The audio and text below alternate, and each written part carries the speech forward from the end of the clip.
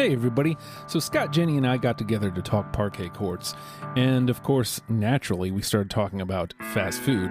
I asked them about a new menu item at the rallies, and that set us off on me and Scott putting a crash course on historic Hampton eats on Jennie. Check it out. I want to say yes. It sounds really salty. That's exactly, yeah. Probably. Yeah. Probably. Yeah, I'm not beyond trying it, but they got me at the seasoning because Rally's fries are upper echelon for sure of fries. Their burgers used to be really good too, and it's really, really had that, that really hot fresh patty plus like all the cold ass, Hot side hot, cold side cold. Exactly, your McDLT. I used to love Checkers when I lived in Maryland. Mm-hmm. And it's basically the same thing. I moved down here. I was like, Rallies? What the fuck? Why does it look like Checkers? Oh, because it is. Yeah. And I liked it at first. I don't know if they just went downhill or if my taste changed or whatever, but I may have gone there once and like it didn't agree with me. So I haven't been going back pretty much at all in like 20 years. No, that makes sense. I think... I really do think it went downhill. I remember in the late 90s, like Rallies was my jam. Like I was installing floors or something for my summer job, and it was my first time with like money essentially. And I'm like, I can go to Rallies for lunch every day. Word. And they had the screaming chicken sandwiches, and those things were insane. And then, of course, you get the fries and you get the refilled drinks, and then they had a jukebox in there. So I was like, "Word, this is them juke boys. This is a killer lunch, and I'm psyched on this." And then somewhere around like I don't know 20, when I was like 22, 23, I kind of just stopped going, and shakes too. Oh God, yeah, damn it. Yeah, they do have good shakes, or they did. Did you have like back in the 90s? Talking about the 90s, did you have a Hot and Now? Yeah, dude. Yeah, dude.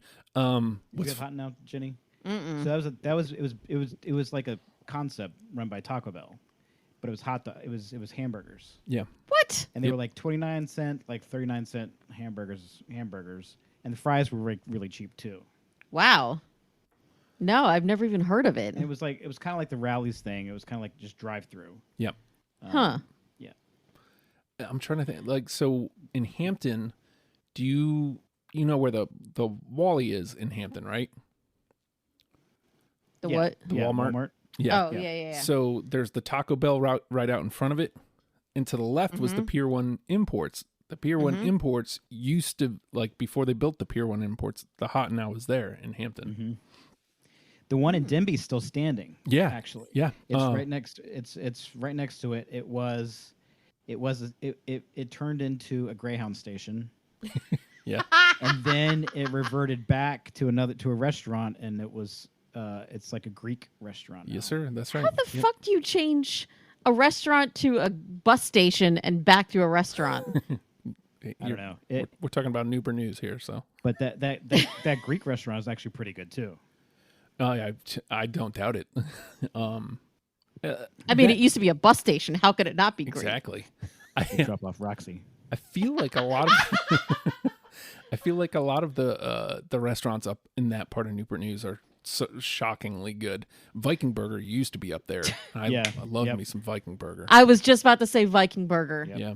And dude, every time I think of Viking Burger, I'm like, we gotta go. We gotta go this weekend. We gotta go. Well, what's crazy is they moved to a way better location, like very more centralized, but I just don't find myself over there. So it's like, well, I was in the area once to go see Holloman over at Tradition or whatever that brewery is. That's right there.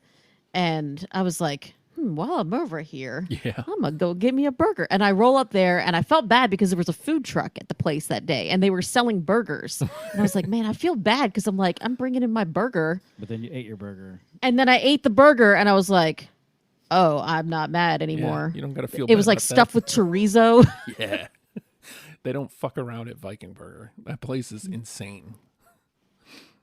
And right across the street from where the Viking Burger used to be, there's this great Mexican place, and I can't think of the name of it. That place where we got the torta and everything from. Yes. Oh, yeah. It's one of those that like you walk in and you're like, I don't know if they're passing health code here. Yeah. Yeah. But that's usually how you know you're about to get some good ass food. And that's what they have there. I think that's where there used to be a Papa John's at that corner, I think, is where you're talking about. Yep. Man, it's crazy how much Hampton and Newport News has changed, but somehow managed to stay the same. It's like, all the businesses change. Oh, God, dude. God, talk about a landmark. Have I told you, like, the legend of Smitty's in my family? Like, no. I'm hyping this up way more than it is. But so my dad's dad, my granddad, was in the Air Force. And my dad's senior year of high school, like the back end, like the second semester, they were stationed here at Langley. And so they drove from Alaska to here. And so my dad would go to Smitty's, and one of the few stories of this area I heard was about Smitty's when we lived in New York still. And lo and behold, we moved to Virginia, lived on a campground in Williamsburg for a month, and then we end up moving to Hampton. And lo and behold, yet again, yes, I used that twice in a sentence, we moved right down the street from Smitty's. And like Nice. it's crazy, again, I'm making it out to be some legend. No, it was a crazy coincidence that we ended up, the only thing I knew about down here, the only positive I ever heard about down here from my dad was how awesome Smitty's was. And I was within walking distance of it. So it was kind of cool. What I'm hearing is that it really wasn't a coincidence. And your dad was like, I think we should look in that neighborhood. Burgerville. Yeah. I can't believe I lived in Hampton for probably 6 months before I finally went.